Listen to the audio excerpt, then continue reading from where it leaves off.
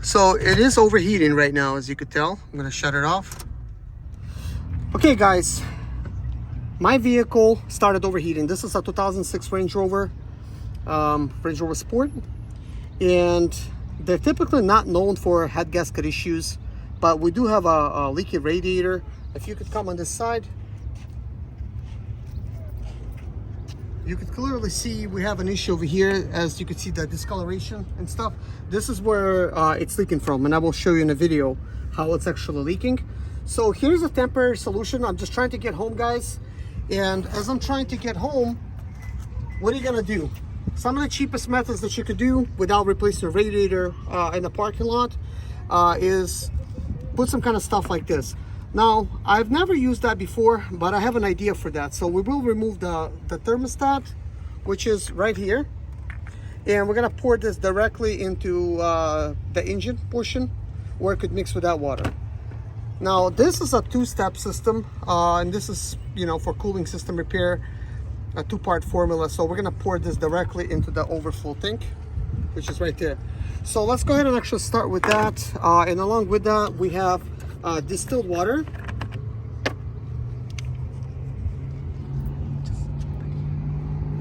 So we're gonna punch a hole here. Gonna put well, there's actually no lid, and we're gonna basically just pour it in.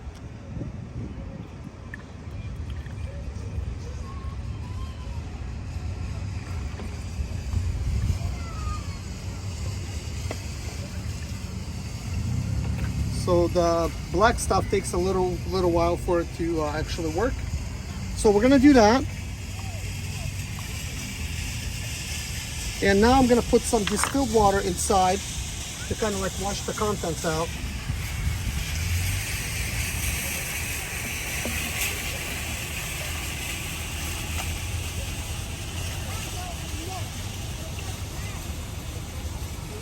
So we're gonna do that.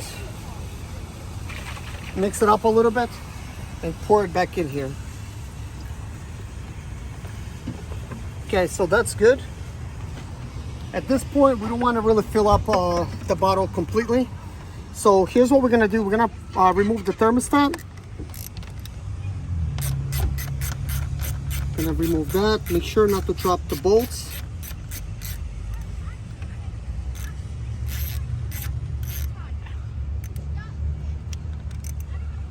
So we got one of the bolts. Just gonna put it straight into my pocket. Now the engine had some time to cool down since I went to Walmart and get all this stuff. But at this point, it drives about a mile, maybe a mile and a half, and it starts overheating. Which is not a good thing because I gotta drive 11 miles to get it home. So in this video, you're gonna find out, will I make it home or will I not? I'm gonna film the whole process. There's a very good chance I'm gonna have to make a few stops. Now, the issue that started happening with this thing is the radiator itself, it has a leak. And part of the reason the leak developed, I think it's because we had maybe a bad cap, and also we had a thermostat installed, which was not free flowing. Like as you could see on this one, the thermostat's missing because I did remove it. So as long as I had the thermostat removed, this problem has went away. But once I actually replaced the thermostat, but not the lid, because I wasn't sure if the lid was new or old, I probably should have just went ahead and replaced it. It's very important to replace the lid, because if it doesn't open or close, then it's going to cause some issues. So with this, what I'm hoping to do is get the liquid directly where it needs to go, and I'm going to top this off with water, and I'm going to let this thing run. There's a very good chance that some of the stuff might spill. I'm not sure. But hopefully by me pouring this inside, I'm going to allow the engine to at least stay cool with the water that's going to be in there, in case the water has made its way out from the engine. Because as you can see, the overflow thing did not actually lose any water. So it's actually taking quite a bit of water.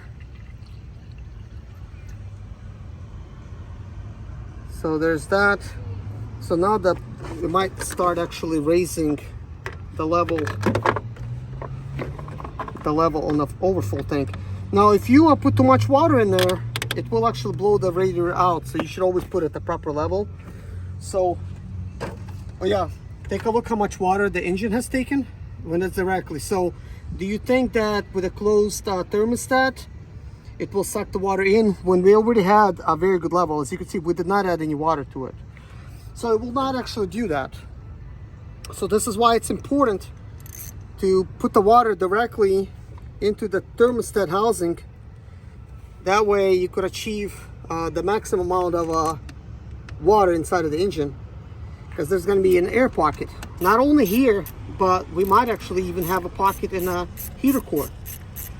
So usually if there's a lot of pressures being built up and it cannot be released with 16 psi, if your lid is holding more than 16 psi, it could cause the weakest point to blow out, which could be a heater core, which is underneath the dash and I'm going to replace, or it could be the radiator itself. At this point, the weakest point is our radiator. That's where it's been leaking. So this engine, I could tell you for a fact, it needs to hold 16 psi. That's what it says. And obviously once this leak developed in the radiator, this is when my troubles began. Previously it also had a leak, but I used the same formula that I just used in the radiator. That sealed up the radiator. It does say it's a guarantee type of fix. And it worked for a while, about a month or so. So at this point, we're done here. Let's go ahead and actually start it up. But I'm not going to start it up over here under the hood because the time is limited. I'm going to start it up and start driving and record once I drive, just to see how long it's going to take for it to malfunction. So anyways, guys, let's go ahead and start it up.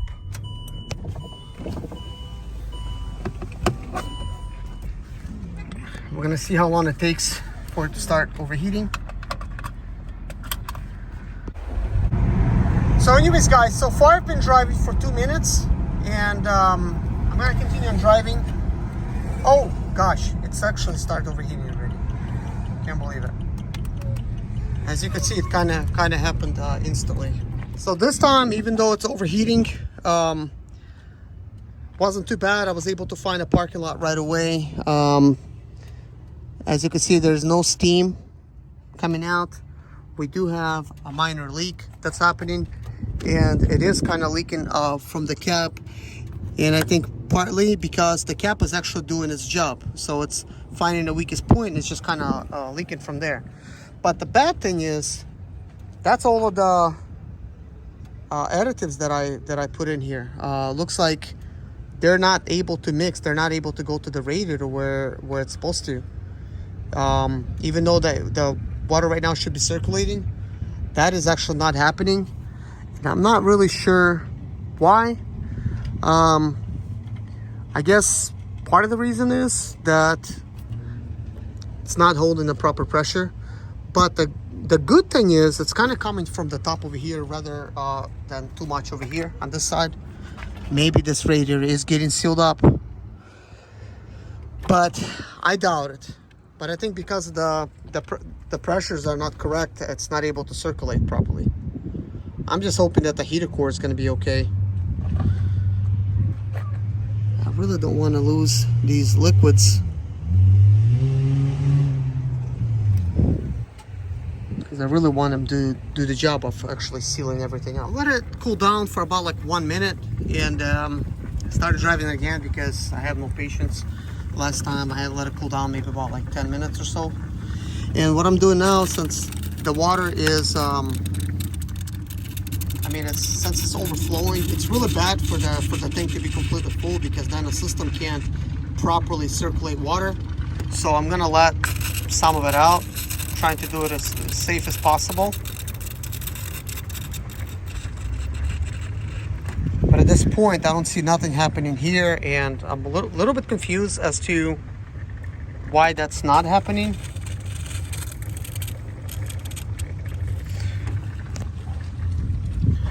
I mean, could it be that this area is sealed up? I doubt it. Really doubt it. But it's definitely bad to have too much water, so we need to have water at about right there, because it needs to sort of like suck water and push water, and it's not able to do that when it's completely full. Now it wasn't completely full, but it started to be full once I added water directly to the engine. That water definitely came out, went to the overflow tank, and this is when all of these problems started kind of occurring. So I'll let it do its thing. It is kind of leaking out over here. As you can see, there's really nothing happening over here. The floor is kind of like that, so that is old. So apparently there's really no water leaking over there. So hopefully once the water starts circulating properly, the engine's gonna start getting properly cooled. At this point, I think that's just not happening. The water really has nowhere to go, and I think right now it's trying to push water out of the engine into the overflow tank, and then as things begin to cool down, it's probably supposed to suck it back in. You can't do that with all the water in here. And also there's that overflow tank over here. I'm starting to hear some sucking noises where the engine is.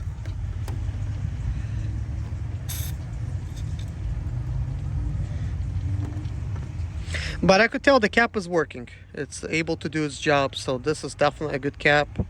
I think the cap I had before was not working, but this one's working properly, because I don't believe I've seen it before to where it's actually leaking from the cap itself.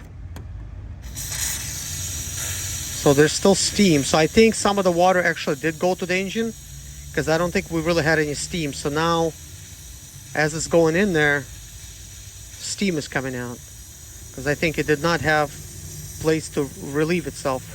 Now this steam is kind of hot. Don't do what I do without no gloves. You will get burnt. But I just kind of like lightly unscrewed it and moved my hand out of the way, so it's a quick second. But I think I need to relieve it of its pressure. I think it's sort of kind of like burping the system. I did not do that once I filled up the water. But now that I actually ran the system, I mean, it's not too late. You know, the car has ran now with all the water and everything, and since the engine's still warm, I think this is allowing me to basically burp the system and let the water go properly where it needs to. So at this point, I have started the engine up with the heat on high. I have this relief pressure kind of like on. It does supposed to have a proper water level, and I'm just gonna allow this to get any water out of the system this way.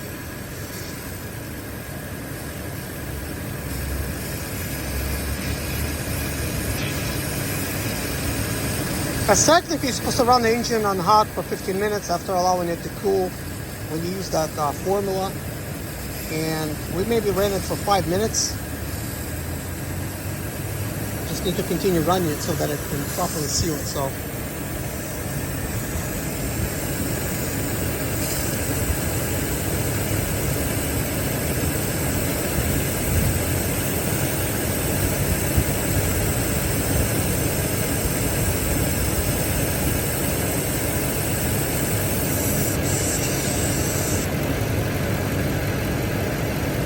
I'm just gonna close it up right now, just to see what it's gonna do.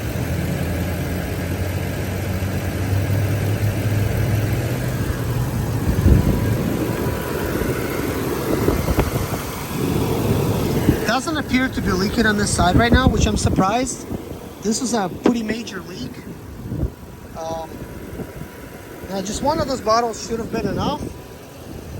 I already had some of the stuff in my system already, so perhaps that has, you know, helped it some.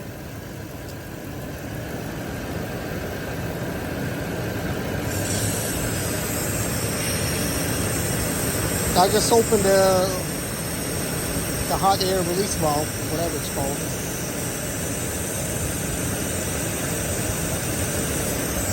see what the temperature is doing. Temperature inside is still good. So air is running on high. I mean, I just want this engine to be able to work and hopefully seal everything up.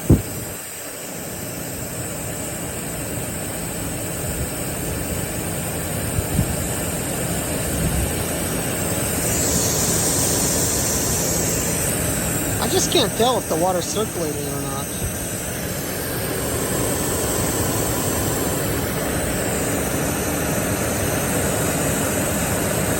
You can tell the fans are working overtime. They just added some speed. Now this is all the water that came out of the radiator as I'm allowing the hot air to release.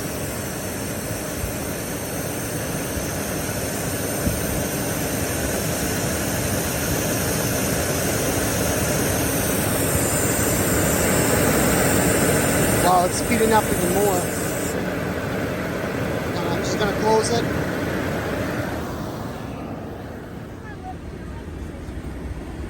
So the temperature gauge is now slightly above center.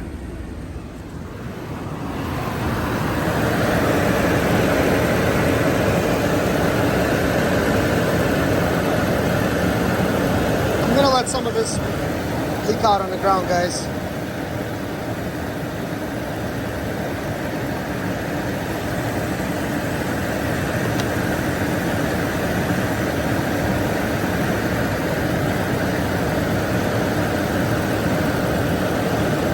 Probably not a good idea at this point.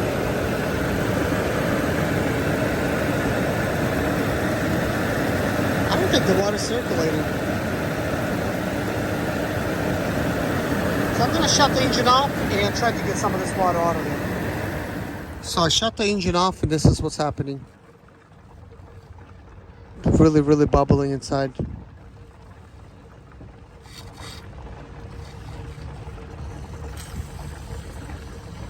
I'm just gonna release some pressure.